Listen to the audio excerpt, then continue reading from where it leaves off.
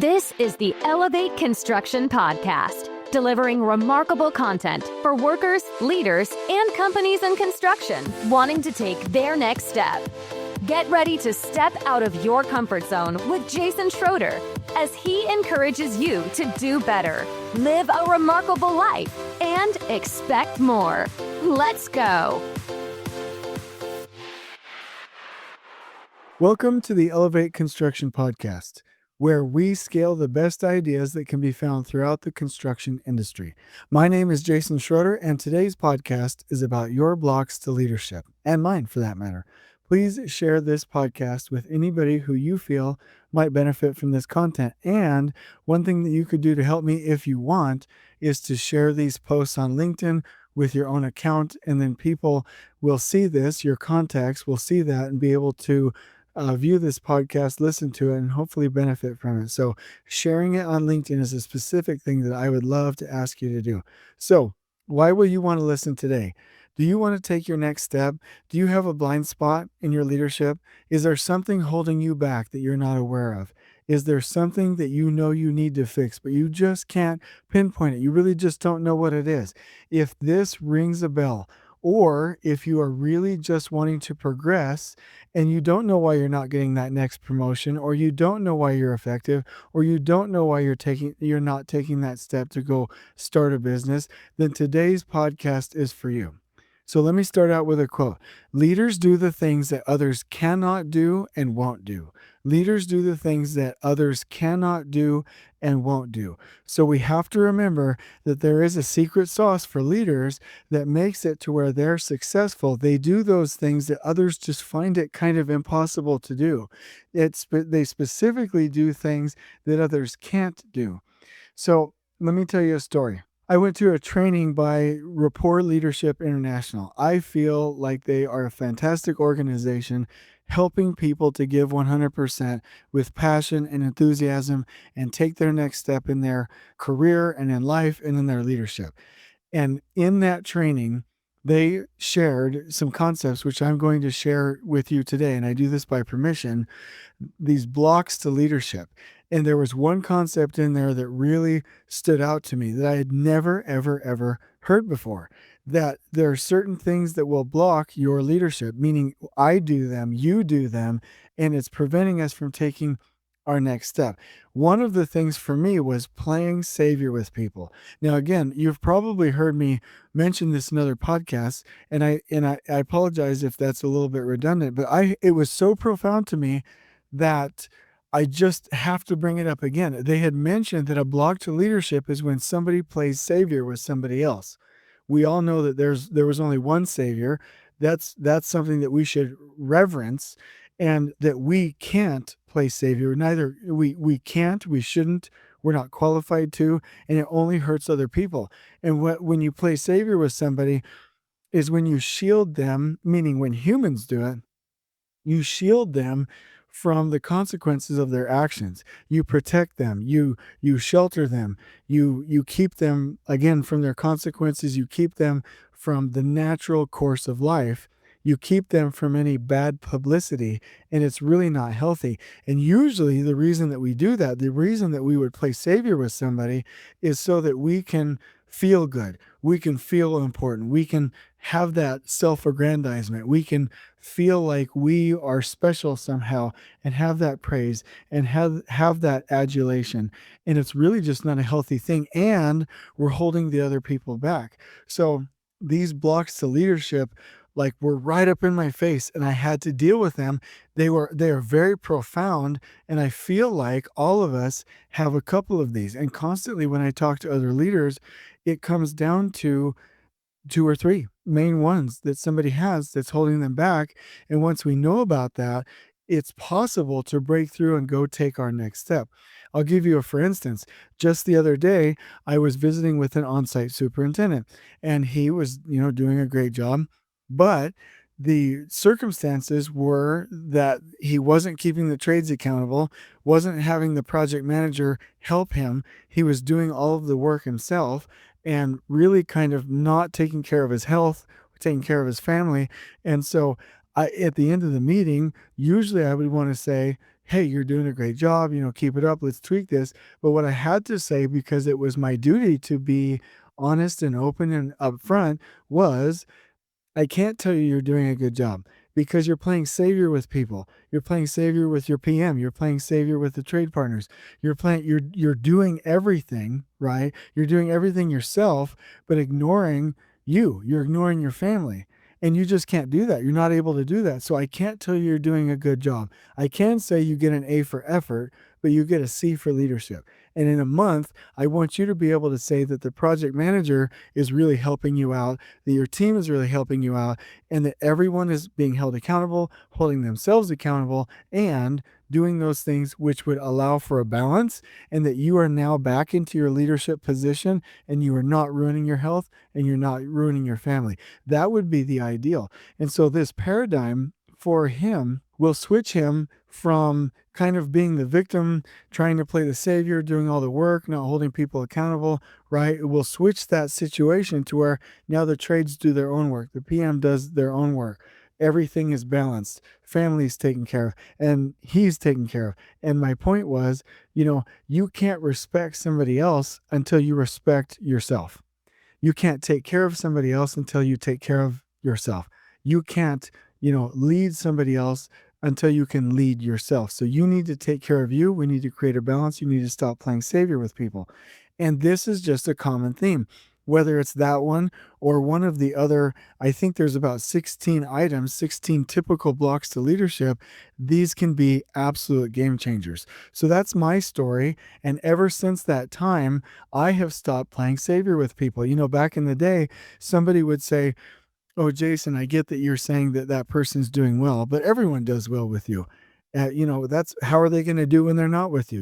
I just don't trust your judgment, Jason." And I was always like, well, that's not fair. Doesn't that make me a good leader? Blah, blah, blah, blah, blah. And I realized that no, that makes me a bad leader because I was playing savior. And I stopped doing that. I hold people accountable. And that, quite frankly, people are held more accountable with me than somewhere else. I don't shield them from consequences. I don't shield them from those things, from bad publicity. I don't do those things. I'm honest and true and open, and I'm a good friend. That's what I'm doing now because of this life-changing event. And so thank you very much. A quick shout out to Rapport Leadership International. Real quick plug for them, shameless plug, is they have Leadership Breakthrough 1 courses, Leadership Breakthrough 2 courses, Power Communication.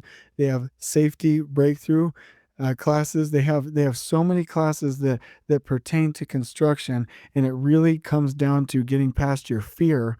In fact, I was talking to somebody today who wants to do training for their superintendents, and my advice, because I'm trying to be helpful, was the biggest problem is not knowing what to do, but getting people to do it and break through their fear. And that is what Rapport Leadership International does for people. So I'm going to blow your socks off right now. You're going to love this podcast. You're going to share it. You're going to share it on LinkedIn. You're going to tell your friends about it because this is amazing content. So let me say this, and I hope you're sitting down, paying attention. Don't be distracted. Don't go off in a mental thought. Here you go.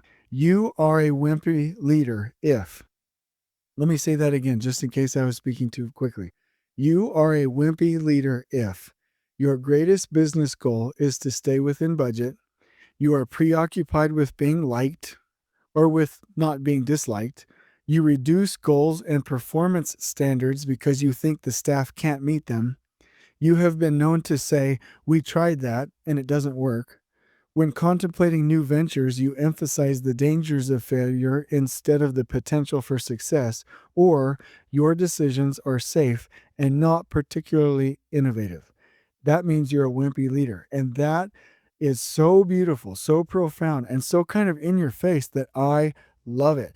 And if you're listening to me saying, wow, Jason's on one today, I don't like the way he's talking to me. Well, really, what it comes down to is what's best for us. What we need is not what we always want. And I needed to hear this. I needed to hear when I was being a wimpy leader. I need to hear that if I'm playing savior with somebody, I'm being a wimpy leader. I need to hear that if I'm preoccupied with being liked, I'm being a wimpy leader. If I'm not holding people accountable, I'm being a wimpy leader. I need to hear those things. And so do you. And I'm saying this, even if I'm afraid that you'll stop listening to this podcast, I will say this to you because I care about you and your leadership in your life. So you are being a wimpy leader if dot dot dot. Now, let's get over to your blocks to leadership so that we can stop being wimpy leaders.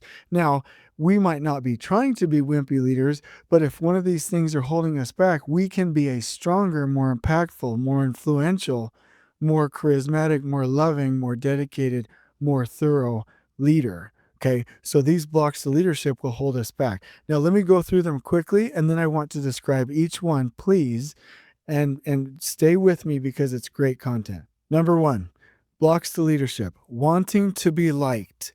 Number 2, being closed-minded. Number 3, playing savior with people. Number 4, fear of risking. Number 5, being indecisive. Number 6, having low expectations of others.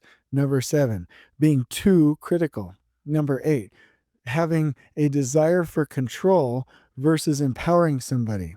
Number 9, having low self-worth. Number 10, having low self-esteem. Number 11, focusing only on problems instead of opportunities. Number 12, having a lack of purpose. Number 13, having a fear of embarrassment that holds you back. Number 14, having a fear of rejection. I had that personally with my family. Just a quick little side note there. So number 15, having to be perfect. I see this all the time, by the way. Number 16, having to work hard to be loved or to be appreciated. Now, those are the blocks to leadership. If you want access to those, I have been told that there's nothing wrong with sharing these as long as I make it very clear that it came from Rapport Leadership International, fantastic group. I highly suggest you take their training. So let me go through a couple of these to shed some light on them, to add some context and explain, in my opinion, how they tie to people in construction, right?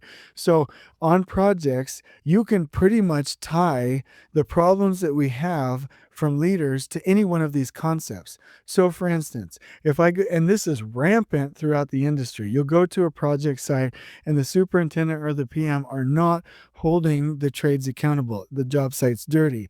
It is not organized. There is a lack of safety. There is no safety culture. One of the biggest reasons is if the superintendent wants to be liked, would rather have somebody like them, and so they don't hold the other people accountable. They don't enforce the rules. They don't have command and control because they would lose that being liked. Now, I do want to point one thing out, that when most of these, when we are being held back by these things, it's because we're being selfish. Wanting to be liked is being selfish. Playing savior with somebody because we want the attention, we want that feeling, is selfish. Fear of risking things, that's selfish because I have dragon sickness over the things that I fear losing, right? Indecisiveness, that comes from fear, that's selfish. You know, if I went through each one of these things, selfishness really gets down to the root cause. So if you have this fear of being disliked and you want to be liked on the project, and that's holding you back from making critical decisions and running a good project and telling the owner that there's an impact to the schedule, or you won't speak up to the CEO of the company, or you won't have an honest, open, and frank discussion with the architect, or you won't correct the behavior of somebody on your team, or you won't terminate an employee because you want to be liked, you're being selfish. People that don't speak up for fear of offending somebody, they are only thinking of themselves. So I spent too much time on number 1, but I'm really passionate about this. It's a game changer. It's a paradigm shift. So number 2, being closed-minded. We obviously know that in integrated project delivery methodologies and in lean methodologies and in collaborative environments on construction, closed-mindedness will not work. Number 3, playing savior. I've already talked about that, but the reason we have so many people in high positions that don't get corrected or disciplined or coached or terminated is because somebody inevitably is playing savior with them. I'll hear things like, yeah, he hasn't been performing for a long time, but Our wives, we go out together and we're close friends, and I know their kids, and you just get this soft heart for this person. But again, it's okay to be close to somebody, but at the end of the day, we're in business and we have to protect the other people on our teams and in the company. And there's nothing that's going to tear down or disengage good employees than them watching you tolerate a bad one. You can't play savior with people. Okay, number 4, fear of risking. This is a big one. When there's a course correction on projects that is needed, or a wall that we need to take down, or a foreman that we need to get off the project, or we need to send a notice to a trade partner or to a vendor, or we need to do shift work or whatever, there's always this fear of risking. Oh my gosh, what am I going to risk? Well, that's when we need to go into the choosing by advantages, IPD lean concept of what are the advantages here. Let's not focus so much on our fears right now, right? 5, indecisiveness. This again is being selfish, because as leaders, we need to guide, we need to lead, we need to make decisions. We need to get the consensus of the group, but we need to decide and act quickly. I will say that in construction, indecisiveness is one of the biggest reasons why we have crash landings, why we have failed projects, because people will not just go correct the situation right away. Okay, number 6. I love this one. Low expectations of others. We are all guilty of this one. We are all guilty of this one. If we have low expectations of others, that is disrespectful, because respect equals high expectations. Now, you have to believe that to get this. You have to believe that in order to get zero tolerance, high expectations, remarkable projects. We have to understand that if we respect our trade partners, our craft, and especially our self-perform crews, any general contractor that's hearing me right now, you cannot hold your trade partners accountable for things that you're not going to hold your self-perform crews accountable for. If we respect those people, we will have high expectations and we will hold them accountable. But how often do we say, oh, that trade partner, they can't do it? Well, that just means I don't think that they can do it. I'm being disrespectful. Or if I tell the craft workers, well, hey, put your glasses on, put your glasses on, hey, let me remind you 500 times because I think and you're too stupid to put them on, or you're less than me. Now, I don't think that. So if you're listening to this podcast and you think I just said that, whoa, whoa, whoa, whoa, that's not right. I'm just saying that if somebody thinks that craft workers and trade partners can't put their safety glasses on and can't follow the rules and can't do what they're supposed to be doing, that means we think they're too stupid to do it. I mean, that's just the bottom line. And we need to get that disgusting, racist, discriminatory, like classist, garbage opinions out of our heads and realize that everybody can perform with the proper training and opportunity. And we need to get to the doing. Share this podcast if you don't want to train them personally. That's what I'm trying to do, is train everybody. Everybody can rise to the occasion. If we have low expectations of others, if we have low expectations of our self-perform crews, if we have low expectations of the craft, that means we disrespect them. Period. I mean, could you ever imagine somebody in politics or religion or talking about races or any of the protected classes and saying, oh, I don't think they can do it? No, because you would immediately be called out for being discriminatory and you would be called out for what you really are. And so why do we tolerate that when we say, oh, yeah, the trades, the craft, our self-perform crews, this person, yeah, they can't do it. I get it. I'm just going to make concessions for them. We should have the same amount of hatred for those comments as we would in the political or religious realm. We have to get rid of that. High expectations equals respect. Low expectations equals disrespect. Okay. Number 7, being too critical. Now, you can be authoritative on the project, but you can't be too critical. You can have somebody feel guilty on your project for not meeting their score, making their grade, or being safe, but you cannot shame them. Shaming them is not what we do. Shaming is you are bad. Somebody feeling guilty is you did something bad, right? We cannot be too overly critical. We have to be authoritative, okay? Also, number 8, control versus empowering.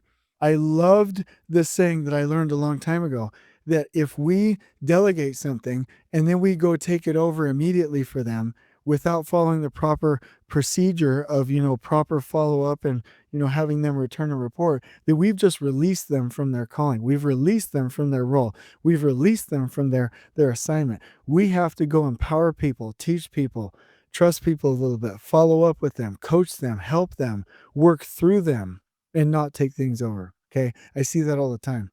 I especially see it when companies will go send one person to go, recover or crash land a project, and they make that person go just take over and tell everybody what to do instead of having that person work through and empower people. We need to be empowering people. Okay. If you have low self-worth or if you have low self-esteem, this goes back to my example of the person that I was coaching the other day. He doesn't take care of his family. That means he doesn't respect himself. He has low self-worth, low self-esteem, and doesn't respect himself. And if you can't respect yourself, then you can't respect others. And if you're not doing the right thing with yourself, you're not doing the right thing with others. We have to have enough self-worth to take care of our health, to have a good work-life balance, to make sure that, we're in our roles and we're taken care of. We have the things that we need. We can speak up when we need to.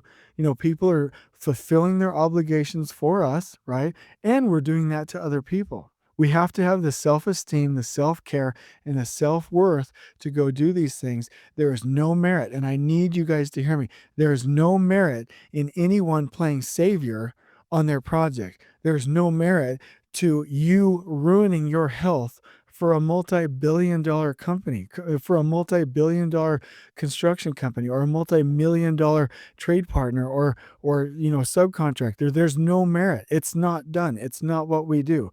You shouldn't ruin your family. You shouldn't ruin your health. You shouldn't ruin your mental state. You shouldn't ruin anything. You should have enough self-worth and enough self-esteem to stick up and go get this done. If you focus too much on problems instead of solutions, you might have that kind of a brain, but you do need to pair up in construction with a solution-oriented person that can go help you. Okay, so don't be too focused on problems, because you will come across as somebody who is always, I can't, and being negative, and it will hurt your career. Okay, if you have lack of purpose, now this shows up all over the place. If somebody's not good with safety, it's usually also a lack of purpose. If they're not passionate about their job, it's also usually a lack of purpose. If they're not bought off onto certain systems, it's usually a lack of purpose. And you cannot have a lack of purpose. Like if I go out on the project site, my purpose, like my goal, I'm going to keep everybody out there safe, happy. I want them happy coming to work. I want them going home safely.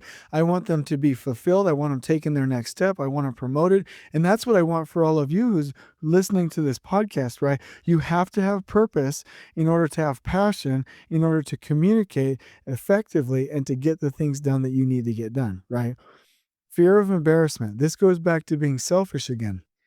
Some people don't speak up in morning huddles. They don't speak up in the OAC meetings. They don't speak up and ask silly questions. When they're in interviews, they don't enter the danger. They're not open and transparent in what Patrick Lencioni would call, naked sales, naked customer service. That people don't do that because they have a fear of embarrassment and they won't enter the danger, which means they won't ask questions and they won't learn. That's one of the first things that I tell a field engineer. If you're afraid of asking questions, like you're already doomed. Like this is a bad situation, because you have to get past that fear of embarrassment. You have to get out there and ask those questions, and you have to go collaborate. In construction, we hear a new term, like, I don't know, like let's say you're new in construction, you hear the term OFI or RFI, and you don't want to look stupid in the meeting, so you don't ask what it is. Forget that. Like I've been in construction well over 20 years, and if somebody gives an acronym, I'm like, well, what is that? And you know what always happens? There are like high-powered executives around me that were like, oh, I didn't know that either. But it took me asking what it meant for us to figure out what it mean, what the acronym was. So we cannot have a fear of embarrassment, because it will hold us back from leading. It will hold us back from having proper information. It will hold us back from being able to integrate with the team and solve problems, right? So I remember one time we had to tear down, a horseshoe-shaped set of walls on a project, and it was because everyone placing that concrete that day was afraid or embarrassed of speaking out. Come to find out, everyone knew the concrete was bad. Everyone knew that it was a hot mix. Everyone knew that we should have stopped, and pulled the forms off and taken the bottom, layer of concrete out, the bottom lift of concrete out. But nobody spoke up because of a fear of embarrassment. And that will hurt us. Okay, fear of rejection. This sometimes applies mostly with our families. But if we have fear of rejection, then we're going to do things that guide us to becoming jealous or possessive or intrusive or distrusting, and it will lead us down a bad path and further hurt our relationships. Okay, here, and let me give you the last two. And I love talking about these. There are so many people in our industry that feel like they have to do everything perfectly. It has to be perfect. I want everything perfect. I want everything perfect. And their perfectionism hinders their excellence. One of my favorite general superintendents of all times said, "Excellence, Jason, not perfection. Excellence, not perfection." I'm not talking about the religious kind of perfect. I'm talking about every T has to be crossed. Every I has to be dotted. Everything has to be checked 5 or 6 times. The plan has to be perfect before we roll it out. Those things will hold you back so much. You have to go out there and be willing to have a draft, to start with a draft, to do a lean rollout, to get it going, to at least start and get rid of this perfectionism if we're ever going to be effective, right? In construction, that's probably the biggest thing. When we have new superintendents that want to make it to be a lead superintendent, or project engineers or assistant project managers that want to take their next step, it's usually their desire to be perfect with everything that they do that's holding them back. And it's like, guys, you have to do what makes you effective. You have to be doing the right things, and you have to triage and go just a little bit more quickly. You might not be able to read every email. You need to read the right emails. You need to get rid of this perfectionism. This one is huge. If you are suffering from that, I just saved your life, and I'm not even going to charge you for this podcast. This is amazing advice. Okay, last one. Having to work hard. Now, this is a tough one because we were probably taught by our parents that to be loved, we have to work hard, right? I learned that from my dad. In order for me to be loved, I had to work hard. And hey, that's fine. But what got us here, which is the working hard, is now what we need to relook at, because working hard probably now means for us that we are busy. There's lots of motion. We look busy. We work too many hours, and we're doing everything ourselves. Leaders need to work the appropriate amount of hours. We need to be doing the right things, right? We need to reduce motion. We need to be more effective and not running around like a chicken with our heads cut off.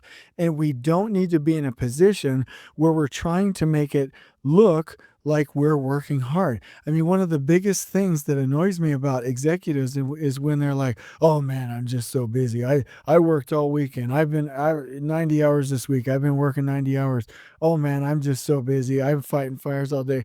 I don't care. That just means that you're not doing your job. Like I can do that same job in 55 hours because I'm organized and I don't feel like I have to prove something to somebody. I create standard systems.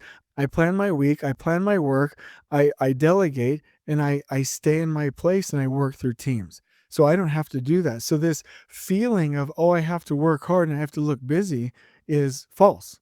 Motion is waste. I want you guys to hear that and possibly even write that down.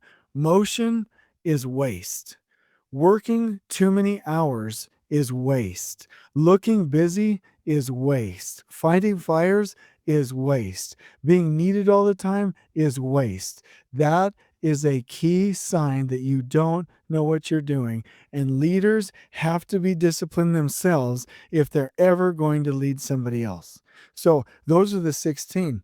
I think they're fantastic. Here's what I would recommend. I would say write that down, right? These are the tips and tricks. I'm going a little bit out of order. Write it down. Write those down. If you want the list, message me on LinkedIn, write it down, and then form a plan of attack to get out of that mindset. What will you do to stop having to work hard? What will you do to get rid of your lack of purpose? What will you do to stop being closed-minded? You know what I mean?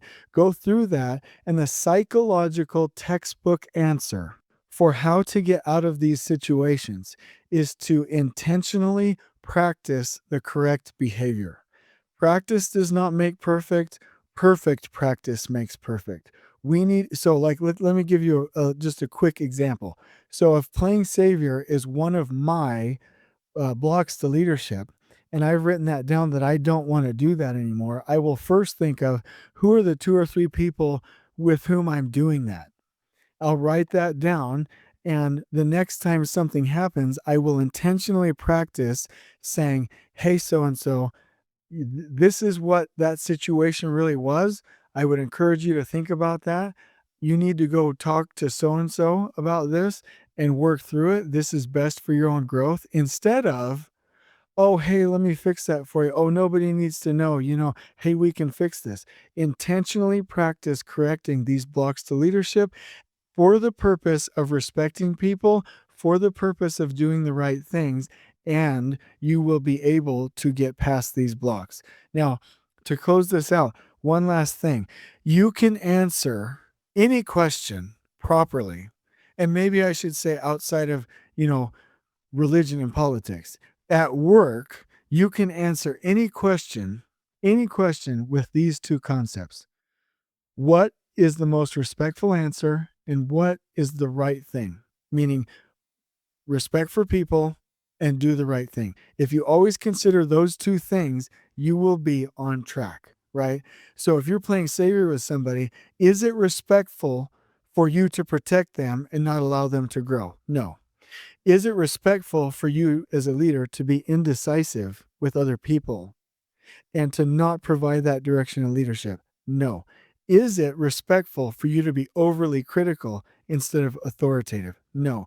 Is it respectful for you to not speak up because you fear embarrassment? No. So all of these concepts have a root in the question of what is the answer that respects people and what is the solution that is doing the right thing.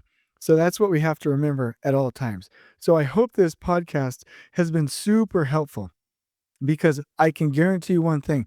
All of us have these blocks to leadership, and we need to start breaking these things down to get to our next promotion, to be more effective at home, to lead our organizations better, to lead at church better, to lead at our nonprofit organizations better, to lead ourselves better. We have to get past these blocks to leadership. So if you have any questions, please message me on LinkedIn. Please send me some feedback. Please ask for another podcast topic or follow up to this one if you want. I would love some feedback. I have no idea how to steer these podcasts unless you guys give me some feedback. So here's a challenge. I would love, out of the many people that listen to these, please, 2 of you, please just send me some quick feedback, and please share if you like these podcasts and if you feel like they add value. Please just go onto LinkedIn and hit share, and then your network will see them and we will continue to get the message out. So the vision for this would be that everyone is more effective, that starting in a couple of days or weeks or months, you're that better leader that you want to be. You start intentionally getting out of these things. They're not holding you back. You don't get into a performance review where your superiors don't really know what's wrong, can't articulate it, but hey, you don't get that promotion. Hey, forget about that. You don't wait for somebody else to tell you what's going wrong. Go through this list. Let's figure out if any of these things are affecting you, and let's get rid of it. Because at the end of the day, again, I'm recording this podcast right now at 10:30 at night. I'm not whining. I'm just saying I'm here doing this for free so that you can be fulfilled and you can have happiness and success in your life and take your next step. So let's get it done, guys. Until we meet again, let's get it done. Let's go do this. Let's write down this list. Let's say what we're going to do to correct it, and let's intentionally practice. On we go. Please join us next time in elevating the entire construction experience for workers, leaders, and companies coast to coast. If you're enjoying the show, please feel free to share with your construction colleagues and help us spread the word by rating, subscribing, and leaving a review on your preferred podcast listening platform. We really appreciate it. We'll catch you next time on the Elevate Construction Podcast.